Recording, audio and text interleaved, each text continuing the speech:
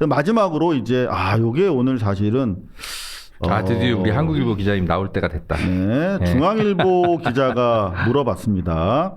왜냐하면 비서실장이 사실은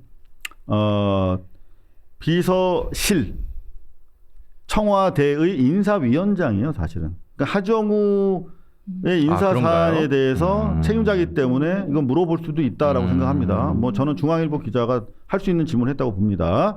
자, 하정우 수석과 관련해서 질문은 이겁니다.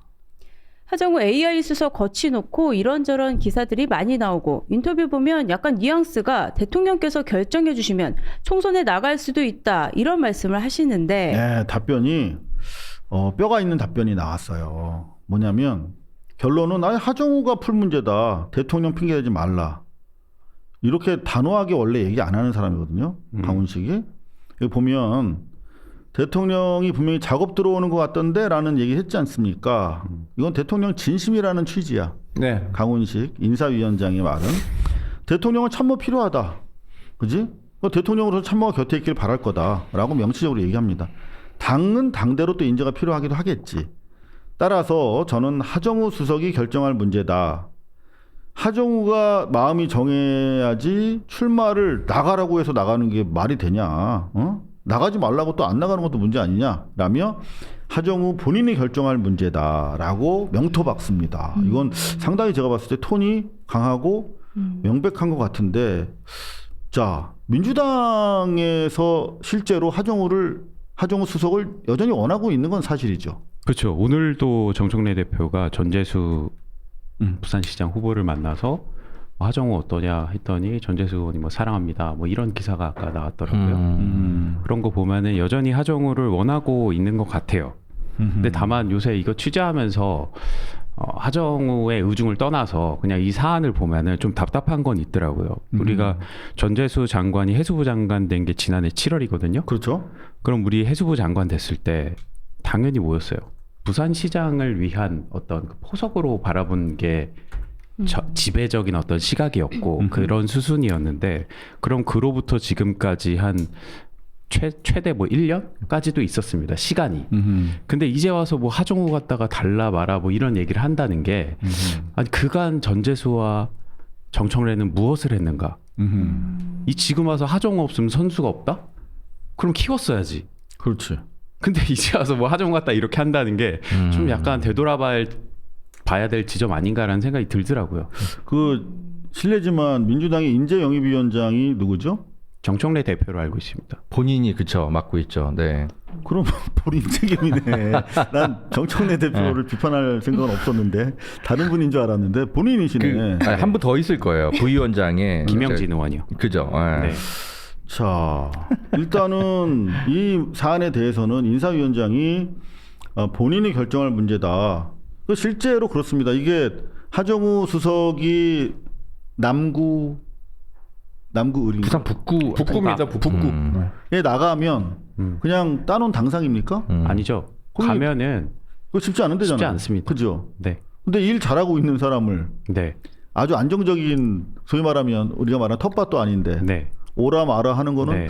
조금 그것도 좀 거시기 한 것 같은데. 그렇죠. 근데 어느 정도 전문용어로. 저는 요청은 할 수 있다고 봐요. 근데 할 수 있는데 지금 청와대 기류나 이런 거 지금 강훈식 비서실장이 얘기를 들어보면 이제는 그 기류가 아니잖아요. 그죠. 띄워주기 기류가 이제 아니잖아요. 그죠. 그럼 이제 적당히 페이드아웃을 하고 이제 누구를 뛸까 선수를 다시 마련하거나 구하거나 해야 되는데 아직까지도 이러고 있다는 게 조금 이상하긴 합니다. 근데 사실 저는 이제 초반까지 상황을 이제 관찰하면서 대통령이 뭐 작업 들어오던데 라면서 얘기하셔서 난 진심으로 이거를 나가지 말고 일해라라고 하는 단도리 측면에서 얘기한다고 봤는데 또 민주당 쪽 일각에서는 아니다. 그 하정우 띄워주는 거다. 네. 그 몸값 부풀려서 네. 원활하게 부산에서 착근할 수 있도록 도와준 거다. 이렇게 또 주장하는 분들이 계시던데 네.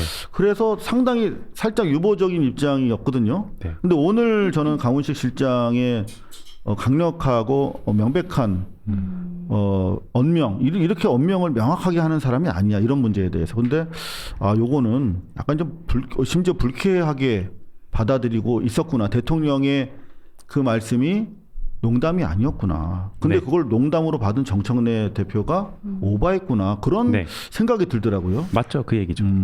김정현 기자님 굉장히 중요한 대목을 짚어주신 거예요. 지난 1년 동안 뭐 했냐는 게 민주당이 답해야 되는 겁니다. 그러니까 인력 양성 시스템이나 국회의원을 누굴 공천하는 걸 청와대 보니까 텔레비전 화면에 자주 잡히는 사람이 있는데 일머리 있어 보이는데 해가지고 불러다가 쓰는 게 아니라 자기들이 준비를 했어야 되잖아요. 근데 갑자기 무슨 맡겨놓은 사람처럼 자기 짐 맡겨놓은 짐 찾아가는 사람처럼 구는 거는 전체적인 선거판을 만들어가는데도 바람직하지 않고요. 부산 북구민에 대한 예의도 아닙니다. 북구민들이 아무리 저 훌륭한 역량을 가진 청와대 참모라 하더라도 사실 지역은 지역 정서가 또 있거든요. 와서 인사도 하고 그래야 되는데 갑자기 선거라고 그래서 한동훈이처럼 나와가지고 표 달라고 그러면 썩 내키지 않을 수도 있거든요. 이런 부분도 좀 고려하고 갔으면 좋겠어요. 병 잘 고치고 V3 바이러스 이런 거 잘 만들었다고 해서 안철수라는 정치인이 좋은 정치했다는 평가받는 거 아니잖아요. 그러니까 전문가는 전문가의 영역이 있고 정치는 정치의 영역이 있는 것인데 하정우 수석 당연히 좋은 AI 전문가겠죠. 그거는 이제 대통령의 참모로서 있을 때 빛나는 자리인 거고 대민을 상대해서 국민을 위해서 일하는 건 또 다른 어떤 업무의 영역인데 그거에 대해서는 하정우 수석이 평가를 받은 게 있는가? 사실 북산 북구 주민들 입장에서는 우리는 잘 모르겠는데 이런 분들도 사실 많을 것 같아요. 그래서 가장 중요한 건 국민의 목소리를 먼저 듣는 것인데 그 과정이 좀 생략되어 있지 않나? 좀 그런 생각이 들고 정청래 대표 지금까지 뭐 했냐? 사실 질문해 보면 우리 기억나잖아요. 사실 그 당 내부 개혁하느라고 1인 1표 그거 한번 했다가 엎어진 거 또 하느라고 또 한두 달 다 날리고 맨날 그런 거 하다가 시간 다 보낸 거예요. 사실은 진짜 우리 기자님 말씀처럼 도대체 뭐 하다가 이제 와서 인재 영입하냐. 그러면 인재 영입 위원장은 왜 맡았고 그런 질문을 할 수밖에 없죠. 인재 영입이라는 게 네, 인재 위원장일 겁니다. 정확하게 인재 이름을 지금 영입한다는 그렇죠. 뜻입니까? 네, 네.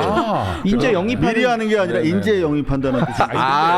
민주당은 인재 영입 자체란 프레임에서 벗어나야 돼요. 민주당의 당뇨들 우리 정의로 비서관처럼 이렇게 훌륭한 사람들 많은데 이렇게 해서 좌털 당 안에서 표정이. 성장해 와야지. 네. 갑자기 어디서 끼어? 맞아요.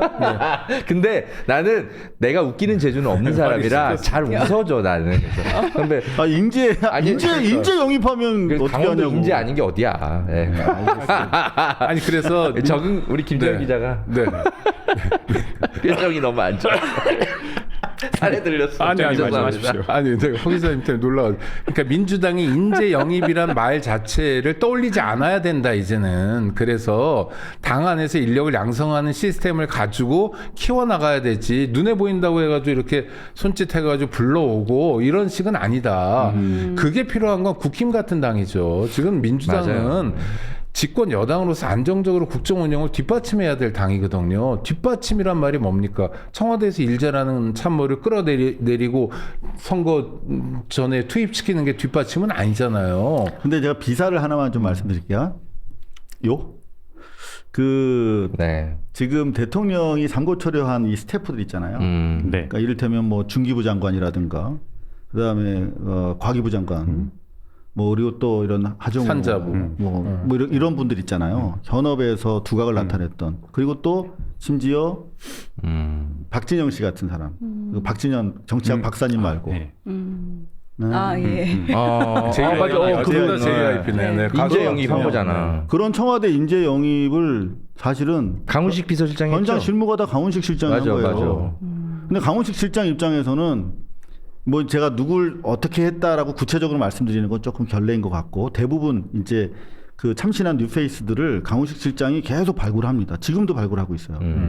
그런데 그렇구나. 자기 입장에서는 그렇게 어렵사리 발굴해서 지금 이제 대통령이랑 팀워크가 이루어지고 그리고 대통령 국정 최우선 과제가 지방 분권의 성공, 그러니까 지방 경제, 그 다음에 AI거든요. 근데 AI의 컨트롤 타워고 하정우의 맞춤형으로 AI 수석실까지 만들었잖아. 그렇게 해서 어렵사리 삼고 초려한 인재인데 대통령이 항상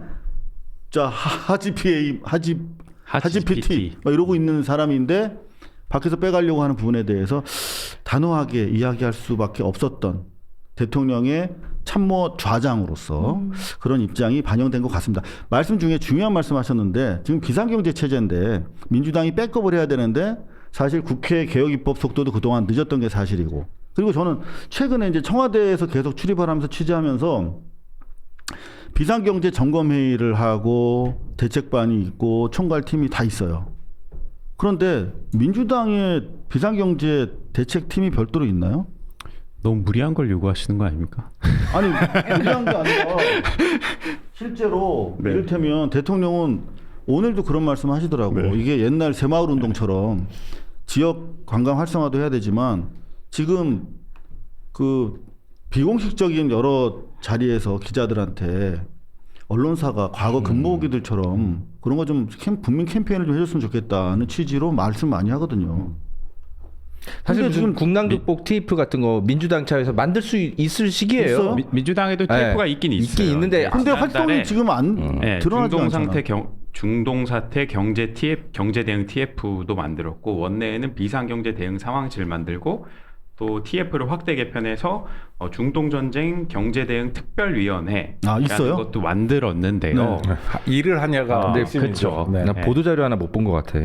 첫 회의 나도. 기사는 있었는데요. 후속 실제로 기사가 추가로 있었는지 모르겠어요. 과거의 근무기 같은 거를 네. 정부가 주도할 수는 없어요. 그래서 언론이 좀 해줬으면 좋겠다라고 우회적으로 이렇게 바람을 표출하는 걸 들었는데 사실 그런 거는 당에서 그런 네. 거 좀 국민 운동 같은 것도 활성화시키고 조직해야 되는 거 아닌가 하는 그런 생각이 들더라고요. 저도 당이 지난번 검찰 개혁 했을 때처럼 네네.